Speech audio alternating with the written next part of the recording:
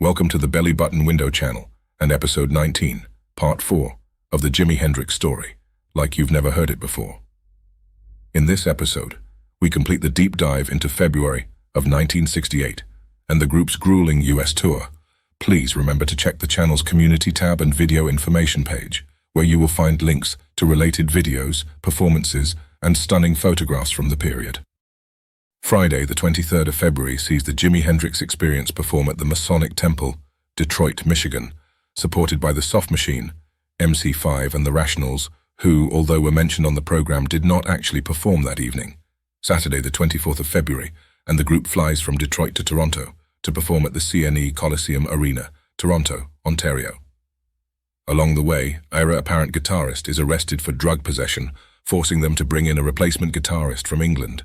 Setlist for the Toronto show: Hey Joe, Foxy Lady, The Wind Cries Mary, Spanish Castle Magic, Manic Depression, Like a Rolling Stone, I Don't Live Today, Purple Haze, Red House and Wild Thing, Mitch on Jamming with Robbie Robertson. After Detroit, we played Toronto, and I think it was that night that after the gig we sat in with Robbie Robertson and some of the guys from the Hawks, later, of course, the band. It was one of those after-hours things in a small club. What was played on those after-hours sessions varied from night to night. Sometimes we just played things we all knew. Sometimes it was more complex things. Usually it was a bit of both. Generally, if you heard a band and they were playing Susie Q or whatever, and you liked the sound and the style, you'd try to slide into the background and play as they did. It was their band after all. It wasn't a case of a takeover bid. Although by that stage, with Hendrix, you got the inevitable thing of, guess who we've got in the audience tonight? Generally, he would have preferred just to have merged in. He always made his presence felt anyway. He never went out to intentionally razzle-dazzle an audience on his time off, or to steal someone else's limelight. The following is an excerpt from a concert review for the Toronto Telegram by Peter Goddard, titled Ole for El Jimmy, the Guitarador. Playing the guitar with his teeth, his forearm, the microphone stand, Hendrix began to give the impression of a man possessed by a devil and resisting exorcism.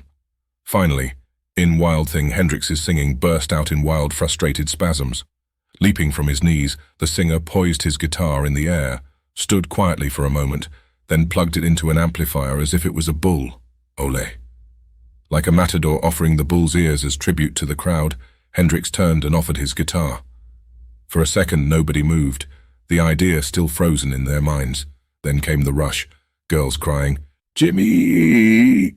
Police pushing everybody, grabbing at everybody else. Suddenly the lights blared on. Hendrix was shoved to safety, and the show was over. It all seemed so carefully planned, so simple. While Marilyn Baker wrote the following piece, titled Hendrix is an Ordeal for the Toronto Globe and Mail. How can one be enthusiastic about a rock show in a football stadium? The CNE Coliseum may not be a football stadium, but on Saturday night, it felt like one, especially considering the backfield bleachers seating arrangement. The Jimi Hendrix show had been sold out weeks in advance. The ticket grabbing had made everyone think something big was in the offing. At $4 a ticket, Chum radio station, advertising the show, announced, "There are no reserved seats, just come and stand around. It's like a big dance." Well, it wasn't. It was just another bunch of rock promoters getting away with murder in Toronto. Most of the people were packed high in the bleachers, while many were bunched into a tiny area around the makeshift stage. Youngsters in satin Indian jackets, long hair and curls squatted with sit-in determination in a variety of excruciating yoga-like positions. In a pitiful number of chairs behind these squatters sat the lucky ones. They had the best seats in the house, but they had to stay in them. "Don't leave your seats," bellowed a black-suited man from the stage, "or they'll be taken away." So nobody dared to move. There were other troubles with the show. Chief among them was the fact that it was far too long. The Paupers, as usual, performed in fine style. Everyone was delighted, and after the last number, when the appetite was whetted for Hendrix, the Soft Machine came trotting out, as though of a nightmare. The sound they generated was loud and mushy. There was no conclusive, constant sound, no lead guitarist, and the vocals were merely incidental. The drummer couldn't make up his mind what style to adopt, and went into bursts of formless rock one moment and standard flourishes the next. By their last, interminable number, the whole thing had become quite a bore. The crowd was restless, exhausted, and when Hendrix finally came on, the fans were completely worn out.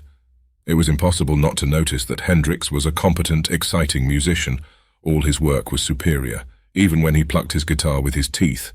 Unfortunately, not even the Hendrix experience could arouse an audience in that hall to empathy, though there was good applause.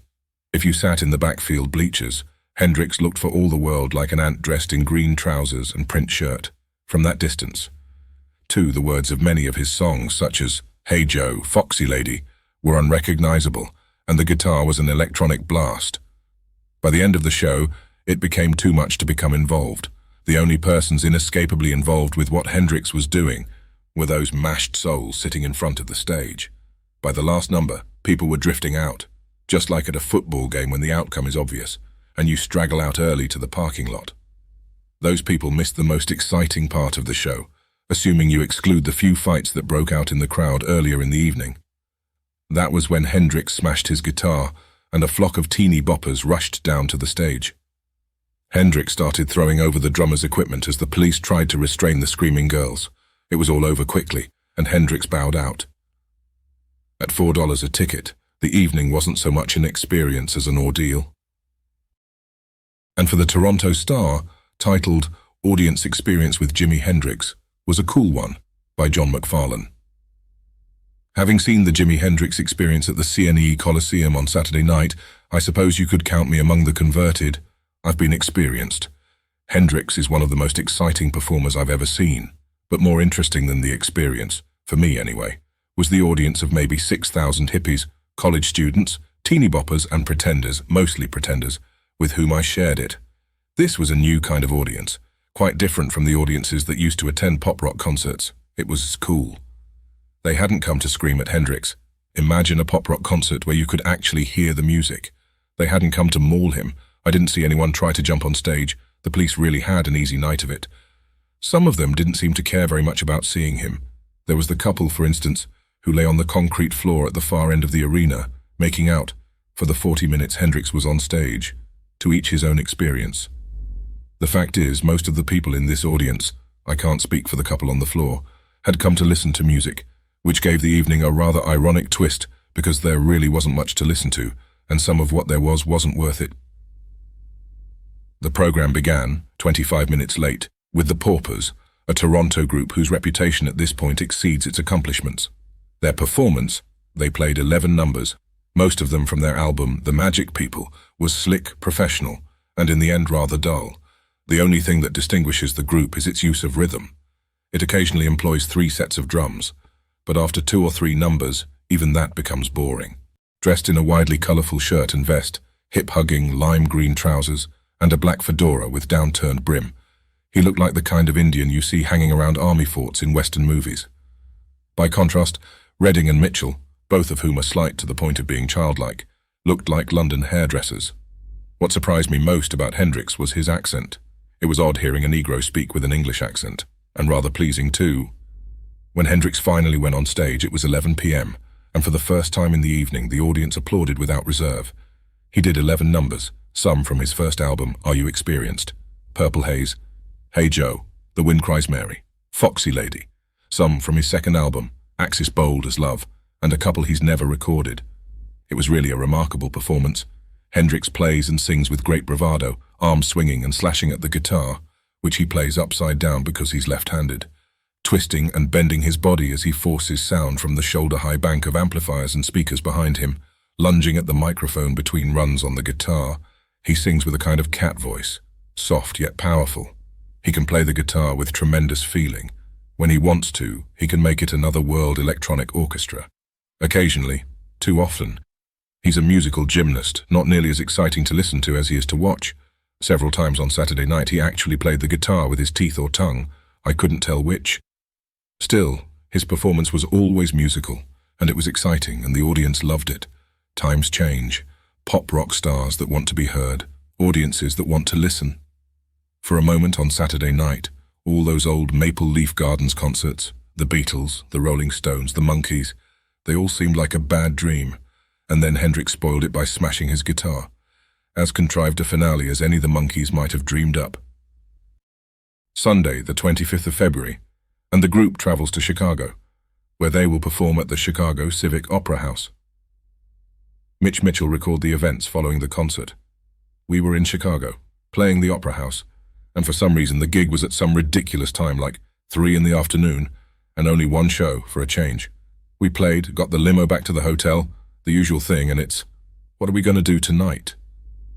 Anyway, we got out of the car, and this other car, which had been tailing ours, screeched in front of us. These 3 girls got out, each holding a Samsonite briefcase, and presented us with their cards. I see you are the plaster casters, and oh, you do that, do you? We had in fact heard of them. From Eric Burden, I think. He told us about these women who do vile things with parts of your body if you let them.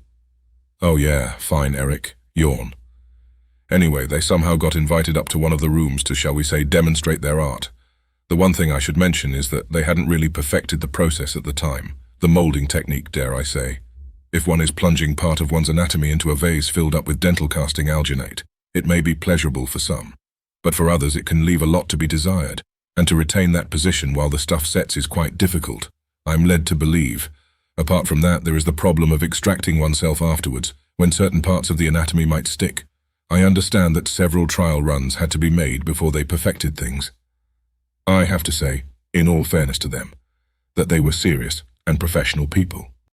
The following is an excerpt from Cynthia Plaster Caster's diary. In relation to Jimmy, she wrote, "We needed a 28-28 ratio, a much larger mixing quantity than normal, and found this just barely sufficient. He's got just about the biggest rig I've ever seen. We had to submerge it through the entire depth into the vase." Contrary to Mitch's recollection, the experience played a second show at 7 p.m. with the following set list: Sgt. Pepper's Lonely Hearts Club Band, Fire, The Wind Cries Mary, Foxy Lady, I Don't Live Today. Hey Joe, can you please crawl out your window? Manic Depression, Like a Rolling Stone, and Purple Haze. At the conclusion of the show, Jimmy threw his guitar at the 6 fender bottoms, off of which it bounced back, all the while still generating feedback as Jimmy walked off stage to rapturous applause. Monday the 26th of February, and the boys have a well-deserved day off and some shopping in Chicago. Tuesday the 27th of February, and the experience performs at the Factory, Madison, Wisconsin, for 2 shows. Jimmy is also interviewed by Maxine Woodford and Jeanette Lee for the Daily Cardinal, published March 5, 1968. Second show titles, most likely out of order, included Spanish Castle Magic, Can You Please Out Your Window, Tax Free, Red House, Burning of the Midnight Lamp, Purple Haze, Fire, The Wind Cries Mary, Foxy Lady, Wild Thing, and one other song. A local guitarist remembers the show. The Factory was a 1,500-seater in Madison. Jimmy was using all Sun amps.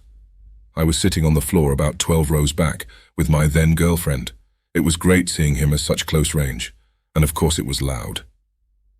One review noted, "People who were there say they never saw anything like it. There was more equipment on stage than anyone had ever seen before. It was the first time anyone in Madison had seen a wah-wah pedal. And Hendrix played guitar with his teeth." Hendrix played 2 sold-out shows which started late because the English road crew got lost and ended up with their trucks double-parked outside promoter Ken Adamani's apartment. The Daily Cardinal, Jimi Hendrix, Bold as Love, the 27th of February, interview by Maxine Woodford and Jeanette Lee. "The axis is the world, man. Every time it turns around, it changes man completely. It's like love. Every cat that falls in love, he's got to make changes," said the soft-spoken Jimi Hendrix during an interview at the Factory last Tuesday night. The remark was made in reference to a line from the title song of his latest album, Bold as Love. Hendrix's gentle manner backstage was in complete contrast to his uninhibited, uncompromising performance, which included everything from playing his guitar with his teeth and flicking his tongue at the audience to the final smashing of his guitar and amplifiers. Although there was a delay due to the late arrival of equipment, as soon as Hendrix appeared on the stage, the crowds freaked out. Backstage, Hendrix confided that, "I hadn't seen my dad in 7 years. I didn't want to go back home unless I have something to show for it. They've got all my records. My dad asked me questions about my songs that I thought he'd never ask." Hendrix affectionately spoke of his grandmother, a Cherokee Indian, who gave Hendrix his taste for colors by sending him to school in the colorful Indian clothes she made for him. He said, concerning his performance, he said, "Quite naturally, you want the audience to dig it. That's why we don't have no set program. That's why we get up to the microphone and mess around, making them feel more at ease. We like to make them feel like they're with us, making them feel like 3 people from the audience got up and played for them. It's so free you can give notes away here and there. It's another way of contact. It's like a person who works all day and parties all night. Like music is one big party for me. It's very serious too at the same time. It's everything. If the audience doesn't dig it, I just play for myself. You have to play for yourself if you want your own sound. I still don't know what we're doing. I just want us to get better and better. When you do these things, they start listening to your music and start asking questions for advice. All I can say is let your mind and fancy flow. Quite naturally, you have to listen to the opinions of the wallpaper people too, the plastics and so forth. Listen to all sides and look. In discussing his views on religion, Hendrix quietly said, "If God is going to lay back and watch the worlds fight against each other and say, if you don't do this, you go to hell. If there's such a thing as God, he's the worst person in this whole world. Some people starve to death for no reason at all, and they haven't done nothing wrong, have they? They pray every day, please God, send me a piece of bread, and nothing happens. They do this for years and years, and finally they try their best to get jobs and everything under their own power. They go out and steal a piece of bread and get hung for it. What's all that about? If there's a God, he's playing with us. It's like tin soldiers. I don't believe in the word God, not the way they use it. As far as a person named God, I don't know about all this." Discussing castles made of sand, which is included on his latest album, Axis, Bold as Love, he stated that dreams that are based on things that are not stable are like sand castles, and when they touch the water, they're gone. But if your dreams are made on a solid foundation, and if you have deep feelings, a dream can mean a goal in life.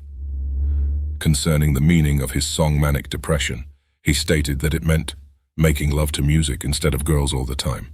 Sometimes you get so involved with music you wish you could touch it physically. You say music, sweet music, I wish I could caress and kiss, kiss. You know you can feel it physically coming out of the amp, can actually feel the vibrations. A Madison concert review. A belated review of the Hendrix concert in Madison, although not really a review, just my reaction to it. Noel Redding may be the greatest bass player in the world, and Mitch Mitchell may be the greatest drummer. But Hendrix is God, no more and no less. I really can't give anybody any idea of his style or musical ability. He has to be seen to be believed. The setting was pretty good. The Factory, an off-campus hole, extremely overcrowded. The first show over more than an hour late. People crowded in the frigid air outside, listening, waiting, dying to get experienced.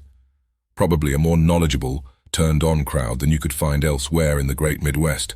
Most from Madison, but others like us who drove hundreds of miles on a pilgrimage to see our Lord. Redding, with his massive head of hair, came out first to introduce the soft machine. And then, God and his angels, a kind of unequal holy trinity. They played several things from the first album, only one song from Axis, and a whole lot of other stuff. This included one improvised jam, an unrecognizable Dylan song, and a few great numbers not released in the States, like Red House and Burning of the Midnight Lamp. Jimmy was in his usual flamboyance, wearing an old patchwork quilt jacket, a couple of medallions, and a huge hat with silver medals on it. He played a lot with his teeth, and he's really good at it, better than anybody else can do, with hands alone. Sly smile and eyes, throwing kisses at the cops, and looking at Redding as he altered the words to Purple Haze, to "excuse me while I kiss this guy." Fire, he said, was an old rock and roll song he wrote back in 1937. The Wind Cries. Mary was something off the country and western top 40. Climax after climax, Foxy Lady, made little girls grab themselves in ecstasy and grown men cry. 11 songs in all. The final number was his great Monterey showstopper, Wild Thing. After a few minutes of rapping and asking everyone to sing along, he dedicated the song to our fighting men, our soldiers in Detroit, Watts, Chicago. Got a tremendous ovation and began. Complete orgasm. He didn't use his hands on the guitar, but played it with his teeth, microphone, back, crotch, finally climaxing and sitting on the thing and humping it. Somehow beautiful music kept coming out of it, right through the foreplay into the ultimate submission.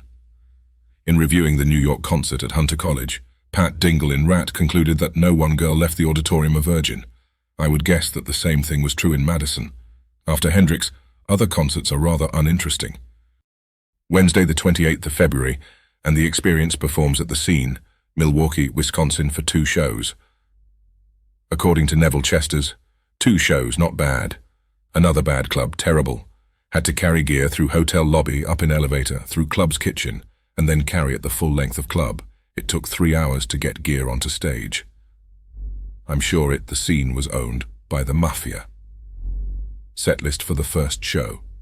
Tax-free, Fire, Red House, Foxy Lady, The Wind Cries Mary, Can You Please Crawl Out Your Window, and Purple Haze. And the second show, Bold as Love, instrumental. Sgt. Pepper's Lonely Hearts Club Band, Spanish Castle Magic, Stone Free, I Don't Live Today Well, The Burning of the Midnight Lamp, Foxy Lady, Manic Depression, and I'm Your Hoochie Coochie Man. And for the last day of February, Thursday the 29th, also performing 2 further shows at the Scene in Milwaukee. Neville Chester's noted, went shopping with Jerry Stickles to pick up a Strat. Thanks to a poor quality audience recording of the first show, we know the concert opens with Tax-Free, a jam which allows Jimmy to warm up the audience, followed by Red House, Foxy Lady, The Wind Cries Mary, Can You Please Crawl Out Your Window, and Purple Haze. Here, in an excerpt from his autobiography, Mitch summed up the shows at that time. By this time we were playing 60-minute shows, maybe 75 with encores.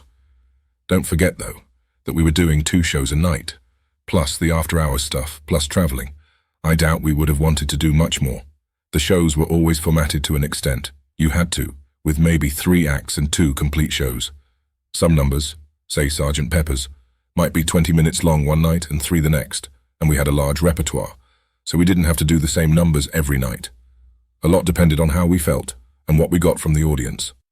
And in relation to audiences, he had this to say: audience reaction was important, but it could have a negative effect. They may have been on their feet yelling and screaming, but if all they wanted was for Jimmy to burn the guitar or whatever, it could be a real turn-off. Equally, if they were sitting more or less in silence, did it mean that they were listening, or were they simply not enjoying it? We were usually quick to pick that up, but it did vary every night. I mean, some nights we just didn't play too well and the next would be great. So many things could affect it. That concludes this installment of the series. Stay tuned for the next installment, where we will begin the deep dive into March of 1968, of the Hendrix story and the band's US tour. Don't forget to subscribe for future content updates. And by the way, if you have any stories or anecdotes to contribute, we would love to hear from you.